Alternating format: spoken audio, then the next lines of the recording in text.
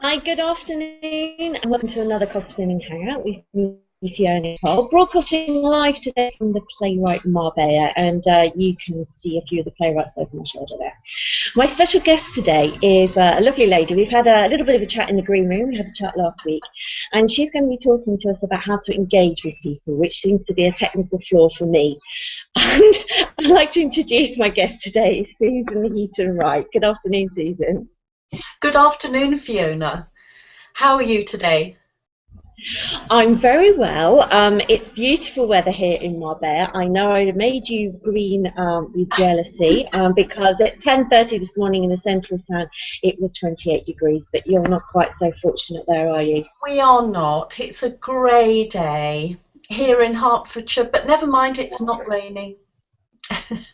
I so wanted, when I heard you say where you were, to say the My Fair Lady in Hertford, Hereford and Hampshire hurricane. Hardly ever happens. And that wouldn't be. And it wouldn't be completely out of place.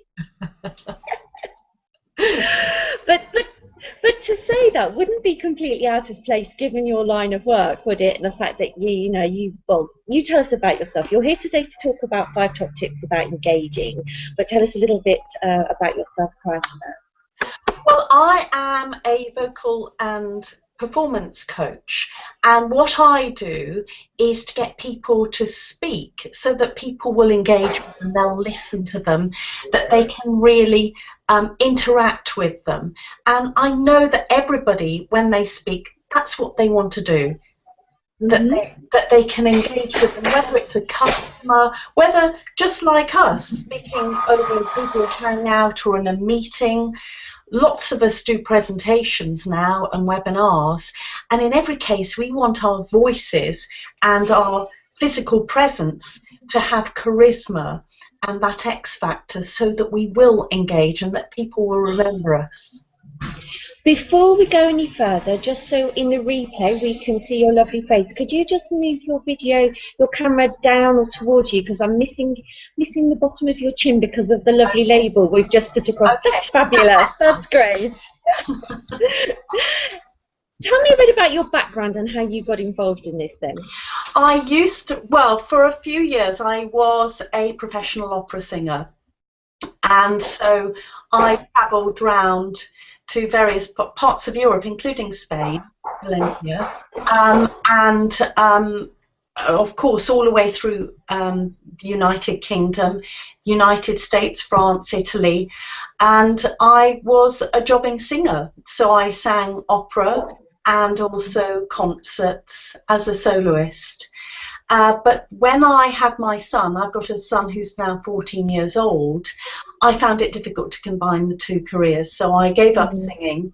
And then when he went off to school, I was meeting lots of people that were not from the opera world, and they were telling me that there were lots of skills that I had that were invaluable to them, such as having a clear voice and having good posture and a way that you can engage people as if you're performing. And so I slowly put together a number of things and talked to people. My husband's is in the corporate world, so I was able to ask him lots of questions about what was needed.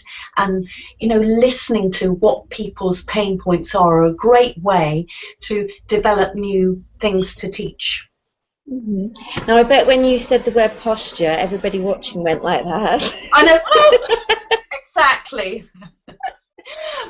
But that's part of your brand, really. You can have had your image done, and there are some brilliant image consultants. But if you come in like this, it's not, however well-groomed you are, you're not going to come across in a positive professional way, which I know all of your ladies are professionals and very successful and wanting to give great service to their customers.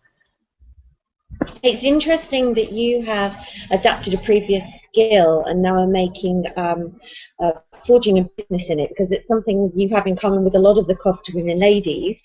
We have to fess up, you're not actually a Costa woman yet. I'm not actually sure if the criteria is that you have to live in Spain. I'll check with Ali on that. But you're an honorary member today as a guest speaker on sort of our expert series, let's call it. So let's start off with the 5 tips that you have for us today on how to engage and project ourselves more effectively. Okay.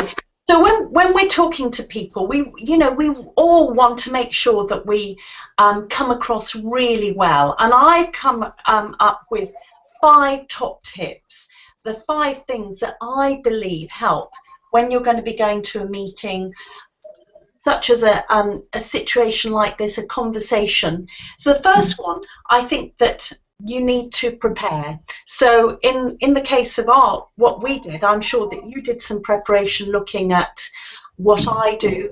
I did some preparation by looking at some of the videos and thinking about what I was going to say. Secondly, actually thinking about what you're going to say, which makes sense. Coming up with a little agenda. So if you are having a meeting with a client, or you're going to be having a media opportunity, having 3 or 4 things that you know that you want to make sure you say can really help with the conversation. Thirdly, I'll just interject there, because I find it, particularly when we're dealing in foreign languages as well, I tend to do that well ahead of time, is to think about what I may say and would it make sense in English, can I translate it to Spanish, and if there's somebody from a third country, is it going to make sense to them? I mean, that's a really, really good point. I'm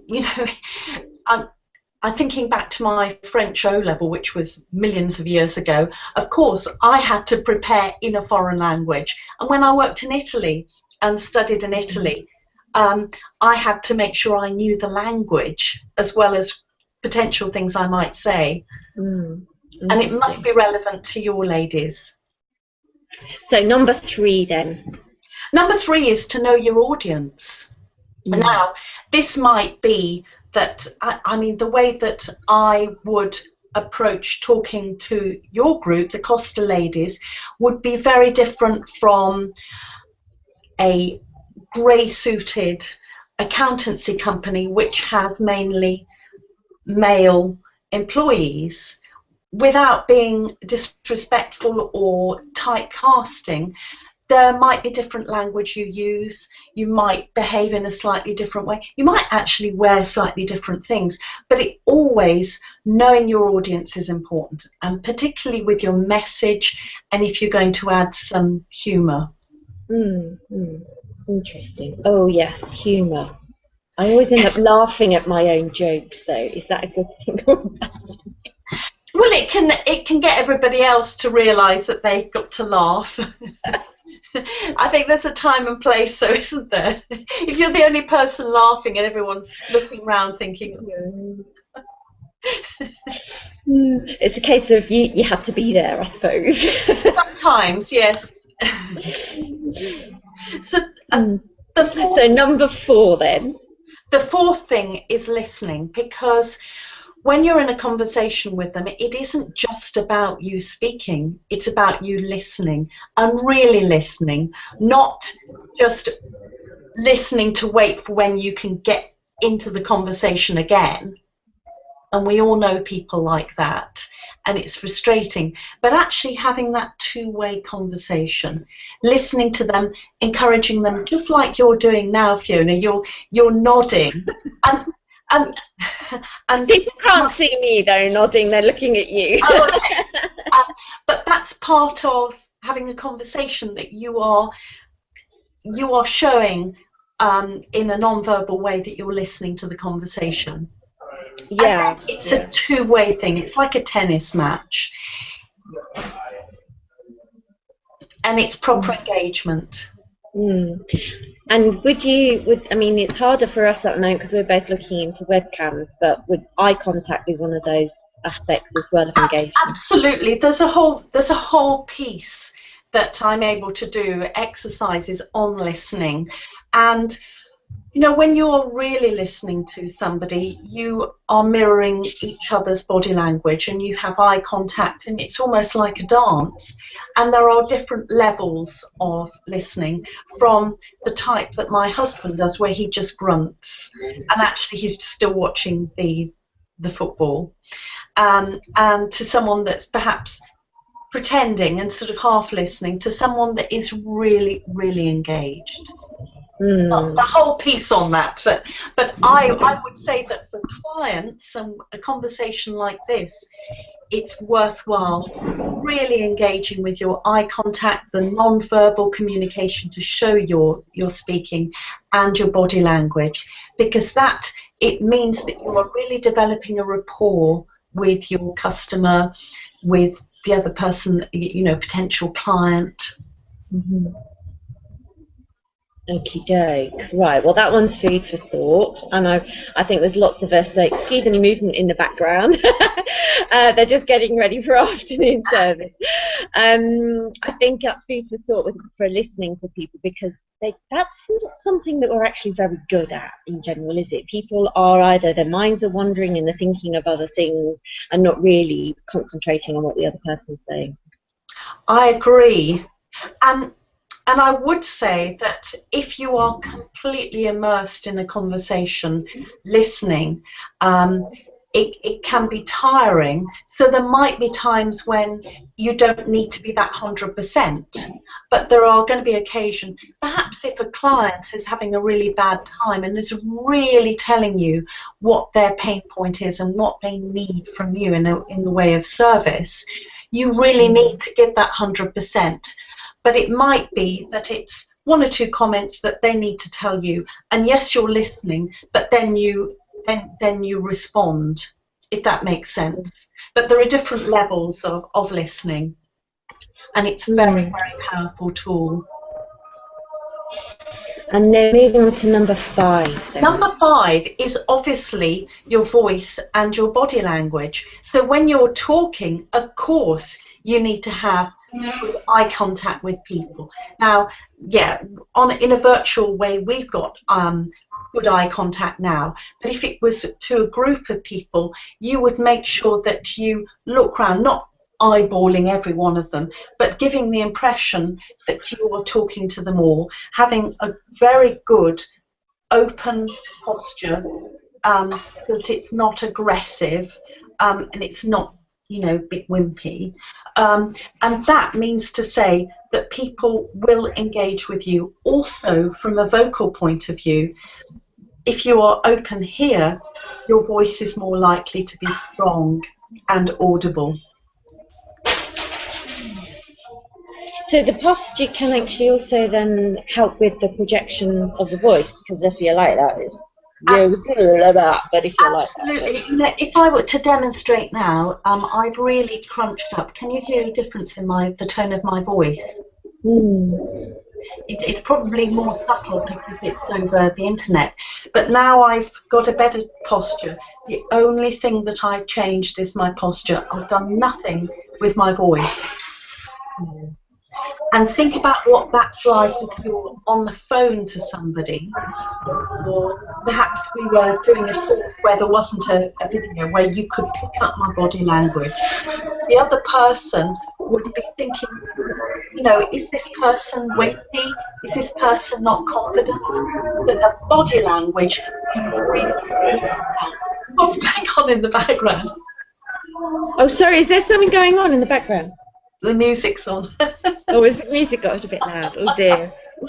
Probably time to wrap it up then, and we'll have to. But yes, what you were saying about the voice and the body language and the posture being totally related, it's it's amazing how closely they're connected. Well, there you go. It just goes to show that I was engaged completely in what you were saying and had no idea what was going on in the background. Although I'm not going to tell my children that I haven't actually got eyes at the back of my head, because I've told them so many times that I have. So those are 5 very good things. What we'll do is we will put all that information below the video and the links to your other training resources. And I know we've talked about this, but I think it's going to be really interesting to have you back and do an extended sort of virtual interaction, like a webinar or something like that we could do with the Hangout.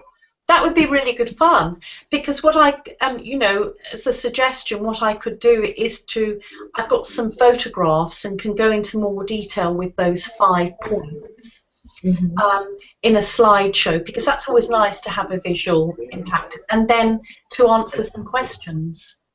Absolutely, that sounds like a plan. It's a plan. Thank you so much for joining me today. That's my pleasure. My hair does look a bit of a mess. You could have pointed that bit out before. I wasn't paying attention to me. I was looking at you. So thank you so much for joining me this afternoon. It's been a pleasure speaking to you. And we will look forward to speaking to you again very, very soon. I look forward to it too. Bye-bye. Bye-bye.